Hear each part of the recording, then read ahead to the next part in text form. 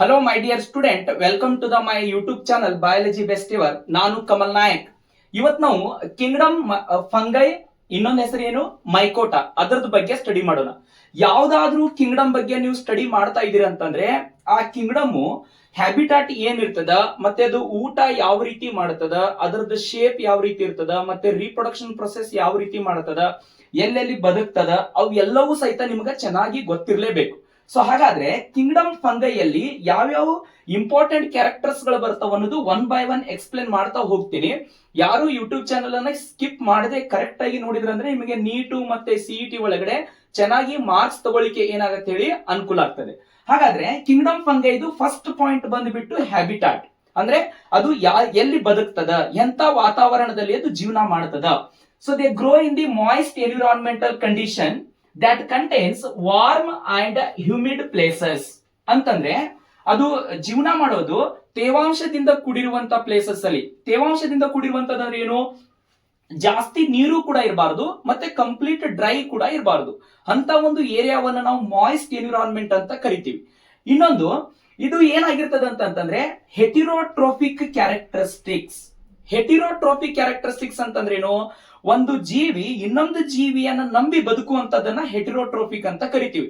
ತನ್ನ ಆಹಾರಗೋಸ್ಕರ ಬೇರೆ ಒಂದು ಜೀವಿಯನ್ನ ತಿನ್ನುವಂತದ್ದು. ಫಾರ್ ಎಕ್ಸಾಂಪಲ್, ನಾವು ಹ್ಯೂಮನ್ ಬೀಯಿಂಗ್ಸ್ ನಾವೇನ್ ಮಾಡ್ತೀವಿ, ಪ್ಲಾಂಟ್ ಗಳನ್ನ ತಿಂತೀವಿ, ಎನಿಮಲ್ಸ್ ಗಳನ್ನ ತಿಂತಾ ಇರ್ತೀವಿ. ಸೊ ಹಾಗಾಗಿ ನಾವು ಕೂಡ ಹೆಟಿರೋಟ್ರೋಫಿಕ್ ಆರ್ಗ್ಯಾನಿಸಮೇ. ಇದು ಹೆಟಿರೋಟ್ರೋಫಿಕ್ ಆರ್ಗ್ಯಾನಿಸಮ್ ಆಗಿರೋದ್ರಿಂದ ಇದು ಎಲ್ಲೆಲ್ಲಿ ಗ್ರೋ ಆಗುತ್ತಪ್ಪ ಅಂತಂದ್ರೆ, so this can grow on the moist bread. ಈಗ ಬ್ರೆಡ್ ಇರುತ್ತಲ್ಲ, ನೀವು 4-5 ದಿನ ಬ್ರೆಡ್ ಅನ್ನ ಇಟ್ರಂತಂದ್ರೆ ಅದ್ರದ್ದು ಮೇಲ್ಗಡೆ ಒಂಥರ ಕಂದು ಬಣ್ಣದ ಬೂಸ್ ಬೆಳಿಲಿಕ್ಕೆ ಸ್ಟಾರ್ಟ್ ಆಗ್ತದ. ಅದನ್ನ ನಾವು ಫಂಗೈ ಅಂತ ಕರಿತೀವಿ. ರೈಸೋಪಸ್ ಅನ್ನುವಂತ ಫಂಗೈ ಅದು. ಮತ್ತೆ ನೀವು ಊರಿಂದ ಬಂದಿರ್ತೀರಿ, ಬುತ್ತಿ ಕಟ್ಕೊಂಡ್ ಬಂದಿರ್ತೀರಿ ಅಂತ ತಿಳ್ಕೊರಿ. ಅಲ್ಲಿ ಮೆತ್ತನ್ ರೊಟ್ಟಿ ಇದ್ದು ಅಂತಂದ್ರೆ ಒಂದ್ 2-3 ಉಳಿದು ಅಂದ್ರೆ ಅದನ್ನ ಕಟ್ಟಿ ಏನ್ ಮಾಡ್ತೀರಿ, ಸರ್ಜೆ ಮೇಲೆ ಹಂಗ ಒಗ್ದು ಬಿಡ್ತೀರಿ. 4-5 ದಿನ ಬಿಟ್ಟು ನೋಡಿದಾಗ ಅದರದ ಮೇಲೇನು ಸಹಿತ ಕಂದು ಬಣ್ಣದ ಬೂಸ್ ಬೆಳೆದಿರ್ತದ. ಅದನ್ನು ಸಹಿತ ನಾವು ಫಂಗೈ ಅಂತಾನೆ ಕರಿತೀವಿ. ಯಾರ ಆನಿಯನ್ ಹೆಚ್ಚಿರಲ್ಲ, ಉಳ್ಳಾಗಡ್ಡಿ ಕಟ್ ಮಾಡೋರಿಗೆ ಗೊತ್ತಿರ್ತದ, ಆ ಉಳ್ಳಾಗಡ್ಡಿ ಒಂದು ಮೇಲಿಂದ ಒಂದು ಲೇಯರ್ ಅನ್ನ ತೆಗೆದ್ರಂತಂದ್ರೆ ಅದರಲ್ಲಿ ಒಂದು ಪೌಡರಿ ಸ್ಟ್ರಕ್ಚರ್ ಪ್ರೆಸೆಂಟ್ ಇರ್ತದ, ಬ್ಲಾಕಿಶ್ ಕಲರ್ ಪೌಡರಿ ಸ್ಟ್ರಕ್ಚರ್. ಅದು ಕೂಡ ಒಂದು ಫಂಗೈ, ಅದನ್ನು ಮ್ಯೂಕರ್ ಅಂತ ಕರಿತೀವಿ. ನೆಕ್ಸ್ಟ್, ಮತ್ತೆ ಇದು ಕೆಲವೊಂದಿಷ್ಟು ರೋಟನ್ ಫ್ರೂಟ್ಸ್ ಮೇಲೇನು ಸಹಿತ ಗ್ರೋ ಆಗ್ತದೆ. ರೋಟನ್ ಫ್ರೂಟ್ಸ್ ಅಂದ್ರೇನು, ಕೊಳತಿರುವಂತ ಹಣ್ಣುಗಳು. ಕೊಳತಿರುವಂತ ಹಣ್ಣುಗಳಲ್ಲಿನೂ ಸಹಿತ ಇದು ಏನಾಗುತ್ತೆ ಅಂದ್ರೆ ಕಂಡು ಬರುತ್ತದೆ. ಈಗ ನಾವು ಟೊಮೆಟೊ ಬಹಳ ದಿನದವರೆಗೂ ಇಟ್ಟು ಅಂತಂದ್ರೆ ಟೊಮೆಟೊದ ಒಂದು 25% ಪಾರ್ಟ್ ಕೊಳತಿರ್ತದ, ಮತ್ತೆ ಅಲ್ಲಿ ವೈಟಿಶ್ ಕಲರ್ ಪ್ಯಾಚಸ್ ಗಳು ಬಿದ್ದಿರ್ತಾವ. ಅವು ಸಹಿತ ಎದರಿಂದ ಆಗಿರ್ತದ ಅಂದ್ರೆ ಫಂಗೈ ಇಂದಾನೇ ಆಗಿರ್ತದ. ಮತ್ತೆ ಇನ್ನೊಂದು, so they can be act as a parasite. ಫಂಗೈಯನ್ನ ನಾವು ಪ್ಯಾರಾಸೈಟ್ ಅಂತಾನೂ ಕೂಡ ಕರಿತೀವಿ. ಹಾಗಾದ್ರೆ ಇಲ್ಲಿ ಪ್ಯಾರಾಸೈಟ್ ಅಂತಂದ್ರೇನು, ಒಂದು ಜೀವಿ ಇನ್ನೊಂದು ಜೀವಿಯನ್ನ ಅವಲಂಬಿತವಾಗಿ ಬದುಕೋದು, ಅಂದ್ರೆ ಒಬ್ರಿಗೊಬ್ರು ಬಿಟ್ಟು ಇರಂಗಿಲ್ಲ, ಅದನ್ನ ಪ್ಯಾರಾಸೈಟ್ ಅಂತ ಕರಿತೀವಿ. ಫಾರ್ ಎಕ್ಸಾಂಪಲ್, ಹಿಂದಿ ಒಳಗಡೆ ಪ್ಯಾರ್ ಅಂದ್ರೇನು, ಪ್ರೀತಿ ಅಂದ್ರೇನು, ಅಟ್ಯಾಚ್ಮೆಂಟ್. ಈಗ ನಮಗೂ ಸಹಿತ ನಮ್ಮ ಮಮ್ಮಿಯರ ಜೊತೆ ಪ್ರೀತಿ ಇರ್ತದ, ಪಪ್ಪನ ಜೊತೆ ಪ್ರೀತಿ ಇರ್ತದ, ಅವ್ರಿಗೆ ಬಿಟ್ಟಿರಕ್ ಆಗಂಗಿಲ್ಲ. ಅದೇ ರೀತಿ ಪ್ಯಾರಾಸೈಟ್ ಅಂದ್ರೆ ಇನ್ನೊಂದು ಜೀವಿಯನ್ನ ಬಿಟ್ಟಿರಕ್ ಆಗಲ್ಲ, ಅದನ್ನ ಪ್ಯಾರಾಸೈಟ್ ಅಂತ ಕರಿತೀವಿ. ಹಾಗಾದ್ರೆ ಕೆಲವೊಂದಿಷ್ಟು ಎನಿಮಲ್ಸ್ ಏನ್ ಮಾಡ್ತಾವ ಅಂತಂದ್ರೆ ಇನ್ನೊಂದು ಎನಿಮಲ್ಸ್ ಮೇಲ್ಗಡೆ ಪ್ರೆಸೆಂಟ್ ಇರ್ತಾವ, ಇಲ್ಲ ಅದರದ್ದು ಒಳಗಡೆ ಪ್ರೆಸೆಂಟ್ ಇರ್ತದ. The animal which live on the other organism or else the other animal. So such organisms are called as ectoparasite, means they grow on the external surface. Another thing, one organism which live inside the other organism, that is called as endoparasite. ಅಂತಂದ್ರೆ internally grow ಆಗೋದು. ಈಗ ಎಕ್ಟೋಪ್ಯಾರಾಸೈಟ್ ಒಂದು example ಹೇಳುದಾದ್ರೆ, ನಮ್ಮ ತಲೆಯಲ್ಲಿ ಏನಾಗಿರ್ತದ ಅಂದ್ರೆ ನಮ್ದು body ಹೊರಗಡೆ ಗ್ರೋ ಆಗಿರ್ತದ, ಅದನ್ನ ನಾವು ಎಕ್ಟೋಪ್ಯಾರಾಸೈಟ್ ಅಂತ ಕರಿತೀವಿ. ಅದೇ ನಮ್ದು ಹೊಟ್ಟಿ ಒಳಗಡೆ ಜಂತುಹುಳ ಬೆಳೆದಿರ್ತದ, ಹೊಟ್ಟಿ ಒಳಗಡೆ ಅಮೀಬಾ ಹೋಗಿರ್ತದ, ಡಿಸೆಂಟ್ರಿ ಹತ್ತು ಬಿಟ್ಟಿರ್ತದ. ಸೊ ಅದನ್ನ ನಾವು ಏನಂತ ಕರಿಬಹುದು, ಎಂಡೋಪ್ಯಾರಾಸೈಟ್ ಅಂತ ಕರಿಬಹುದು. And fungi they also act as A pathogen. Pathogen ಅಂತಂದ್ರೇನು, ಇವು ರೋಗವನ್ನ ಉಂಟು ಮಾಡುವಂತ ಜೀವಿಗಳು. The organism which cos the diseases are called as pathogen. ಹಾಗಾದ್ರೆ ಇವು ಪ್ಲಾಂಟ್ ಗಳಲ್ಲಿನೂ ಸಹಿತ ರೋಗವನ್ನ ಉಂಟು ಮಾಡ್ತದ, ಮತ್ತೆ ಎನಿಮಲ್ಸ್ ಗಳಲ್ಲಿನೂ ಸಹಿತ ರೋಗವನ್ನ ಉಂಟು ಮಾಡ್ತದ. ಪ್ಲಾಂಟ್ ಗಳಲ್ಲಿ ಯಾವ ರೋಗ ಉಂಟು ಮಾಡ್ತದ ಅಂತಂದ್ರೆ, ಶೇಂಗಾ ಹೊಲದಲ್ಲಿ ಹೋಗಿ ನೋಡ್ರಿ, ಶೇಂಗಾ ಗಿಡದ ಎಲೆಗಳ ಮೇಲೆ ತುಕ್ಕು ಹಿಡಿದೋರ್ ತರ ಬ್ರೌನ್ ಕಲರ್ ಪ್ಯಾಚಸ್ ಬಿದ್ದಿರ್ತದ. ಅದೇ ರೀತಿ ಗೋಧಿ ಹೊಲಕ್ಕೆ ಹೋಗಿ ಆ ಗೋಧಿ ಏನ್ ಪ್ಲಾಂಟ್ ಇರ್ತದಲ್ಲ ಅದರ ಎಲಿಗಳನ್ನ ನೋಡಿದಾಗ ಅದ್ರ ಮೇಲೆ ಬ್ರೌನ್ ಕಲರ್ ಪ್ಯಾಚಸ್ ಬಿದ್ದಿರ್ತದ, ಅದು ಸಹಿತ ಫಂಗೈ ಇಂದಾನೆ ಆಗಿರ್ತದ. ಮತ್ತೆ ಇನ್ನೊಂದು ಹೇಳ್ಬೇಕಂತಂದ್ರೆ ಗೊಂಜಾಳ ಬಿತ್ತಿರ್ತಾರ ಅಂತ ತಿಳ್ಕೊರಿ, ಅದ್ರ ಮೇಲೆನೂ ಸಹಿತ white colour round shape patches ಬಿದ್ದಿರ್ತಾವು, ಇಲ್ಲ ಬ್ರೌನ್ ಶೇಪ್ ಪ್ಯಾಚಸ್ ಬಿದ್ದಿರ್ತದ, ಅದು ಸಹಿತ ಫಂಗೈ ಇಂದಾನೆ ಆಗಿರ್ತದ. ಸೊ ಹಾಗಾದ್ರೆ ಇಲ್ಲಿ ಒಂದು ಎಕ್ಸಾಂಪಲ್ ಕೊಟ್ಟರೆ ಯಾವ್ದಂತಂದ್ರೆ ವೀಟ್ ರಸ್ಟ್ ಅಂದ್ರೆ ಏನು, ತುಕ್ಕು ಹಿಡಿಯೋ ಶೇಪ್ ಯಾವ ರೀತಿ ಇರ್ತದ, ಅದು ಬ್ರೌನ್ ಕಲರ್ ಅಲ್ಲಿ ಇರ್ತೈತಿ. ಅದ್ ಎಕ್ಸಾಂಪಲ್ ಯಾವ್ದಪ್ಪ ಅಂದ್ರೆ ಪಕ್ಸುನಿಯಾ ಅನ್ನುವಂತ ಒಂದು fungi. The next one, animal ಅಲ್ಲಿ ಒಂದು ರೋಗ ಉಂಟು ಮಾಡ್ತದೆ, ಯಾವುದು, ರಿಂಗ್ ವರ್ಮ್. ಅದು ಎಕ್ಸಾಂಪಲ್ ಯಾವ್ದಂದ್ರೆ ಟ್ರೈಕೋಫೈಟಾನ್. ರಿಂಗ್ ವರ್ಮ್ ರೋಗ ಯಾವ್ದು ಗೊತ್ತಾ, ಈಚ್ ಗಾರ್ಡ್ ಮತ್ತೆ ರಿಂಗ್ ಗಾರ್ಡ್ ಅಡ್ವರ್ಟೈಸ್ಮೆಂಟ್ ನೋಡಿರ್ತೀರಿ ನೀವು ಟಿವಿ ಒಳಗಡೆ. ಸೊ ಈ ಕಡೆ red colour round shape patches ಬಿದ್ದಿರ್ತದ, ಅದು ರಿಂಗ್ ವರ್ಮ್. ಅದು ಆಗಿರೋದು ಎದರಿಂದಪ್ಪ ಅಂತಂದ್ರೆ ಫಂಗೈಯಿಂದ.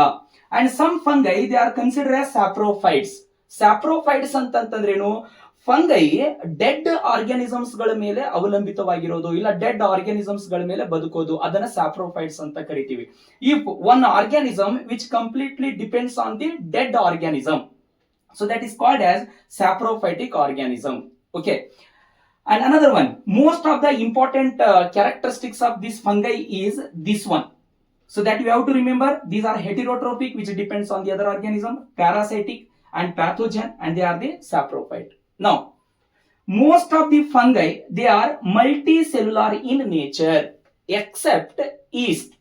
Here what happens, yeast is unicellular organism. Yeast ಏನದಪ್ಪ ಅಂತಂದ್ರೆ ಯೂನಿಸೆಲ್ಯುಲಾರ್ ಆರ್ಗ್ಯಾನಿಸಮ್ ಅದ, ಅಂದ್ರೆ ಒಂದೇ ಒಂದು ಸಿಂಗಲ್ ಸೆಲ್ ದಿಂದ ಮಾಡಲ್ಪಟ್ಟಿರ್ತದ. ಬಟ್ ಬೇರೆ ಆರ್ಗ್ಯಾನಿಸಮ್ಸ್ ಮಲ್ಟಿ ಸೆಲ್ಯುಲಾರ್ ಆಗಿರ್ತಾವು. ನಾವು ಶೇಪ್ ಆಫ್ ದಿ ಫಂಗೈದ ಶೇಪ್ ಯಾವ ರೀತಿ ಇರ್ತದ, ಫಂಗೈ ಶೇಪ್ ಯಾವ ರೀತಿ ಇರುತ್ತೆ ಅಂದ್ರೆ ಕೆಲವೊಂದಿಷ್ಟು ಫಂಗೈ ಓವಲ್ ಶೇಪ್ ನಾಗ ಇರ್ತಾವ, ಅಂದ್ರೆ ರೌಂಡ್ ಶೇಪ್ ನಾಗ ಇರ್ತದ, ಎಕ್ಸಾಂಪಲ್ ಈಸ್ಟ್. ಮತ್ತೆ ಕೆಲವೊಂದಿಷ್ಟು ಫಂಗೈ ಅಂಬ್ರೆಲಾ ಶೇಪ್ ನಾಗ ಇರ್ತಾವ, ಛತ್ರಿ ನಾಯಿ ಕೊಡೆ ಅಂತ ಏನ್ ಕರಿತೀವಲ್ಲ, ಎಕ್ಸಾಂಪಲ್ ಮಶ್ರೂಮ್. ಇಲ್ಲಿ ಡಯಾಗ್ರಾಮ್ ಅನ್ನು ಸಹಿತ ನಾನು ಡ್ರಾ ಮಾಡಿದ್ದೀನಿ ನೋಡ್ರಿ. ನೆಕ್ಸ್ಟ್ ಕೆಲವೊಂದಿಷ್ಟು ಫಂಗೈ ಏನಿರ್ತಾವ ಅಂತಂದ್ರೆ ಹೈಫೆಗಳನ್ನ ಹೊಂದಿರ್ತದ. ಹಾಗಾದ್ರೆ ಇದು ಹೈಫೆ ಅಂದ್ರೆ ಏನು, hyphae means the fungi which has the long slender thread like structure. Long ಅಂದ್ರೆ ಏನು, ಉದ್ದವಾಗಿರುವಂತದ್ದು, ಸ್ಲೆಂಡರ್ ಅಂದ್ರೆ ಏನು, ಟ್ಯೂಬ್ ತರ ಇರುವಂತದ್ದು, ಮತ್ತೆ ದಾರದ ಎಳಿಗತೆ ಸ್ಟ್ರಕ್ಚರ್ ಅನ್ನ ಫಾರ್ಮೇಶನ್ ಮಾಡಿರುವಂತ ಸ್ಟ್ರಕ್ಚರ್ ಗೆ ಹೈಫೆ ಅಂತ ಕರಿತೀವಿ. ನಾನು ಇಲ್ಲಿ ಇನ್ನೊಂದು ಡ್ರಾ ಮಾಡ್ತೀನಿ ನೋಡ್ರಿ. ಹೈಫೆ ಅಂತಂದ್ರೆ long slender thread like structure, so this is nothing but a hyphae. And next one, when these hyphae forms the network, ಈ ಹೈಫೆಗಳು ಬಹಳಷ್ಟಕ್ಕೊಂದು ಹೈಫೆಗಳನ್ನ ಫಾರ್ಮೇಶನ್ ಮಾಡಿ ನೆಟ್ವರ್ಕ್ ಗಳನ್ನ ಫಾರ್ಮೇಶನ್ ಮಾಡ್ತಂದ್ರೆ, ಬ್ರಾಂಚಸ್ ಗಳನ್ನ ಫಾರ್ಮೇಶನ್ ಮಾಡ್ತಂತಂದ್ರೆ ಅದನ್ನ ಏನಂತ ಕರಿತೀವಿ, ಮೈಸೀಲಿಯಂ ಅಂತ ಕರಿತೀವಿ. ಇಲ್ಲದ ನೋಡ್ರಿ, ಸೊ ಇದು ಒಂದೇ ಹೈಫೆದಿಂದ ಮಾಡಲ್ಪಟ್ಟಿರುವಂತದ್ದಲ್ಲ. ಇದೊಂದು ಹೈಫೆ ಬೇರೆ, ಇದೊಂದು ಹೈಫೆ ಬೇರೆ, ಇದೊಂದು ಹೈಫೆ ಬೇರೆ, ಇದೊಂದು ಹೈಫೆ ಬೇರೆ. ಇಲ್ಲಿ ಬಹಳಷ್ಟಕ್ಕೊಂದು ಹೈಫೆಗಳು ಕೂಡಿ ಒಂದು ಬ್ರಾಂಚಸ್ ಅನ್ನ ಫಾರ್ಮೇಶನ್ ಮಾಡಿದ, ಅದನ್ನ ಮೈಸೀಲಿಯಂ ಅಂತ ಕರಿತೀವಿ. Next, based on the structure of hyphae, so there are divided into 2 different categories.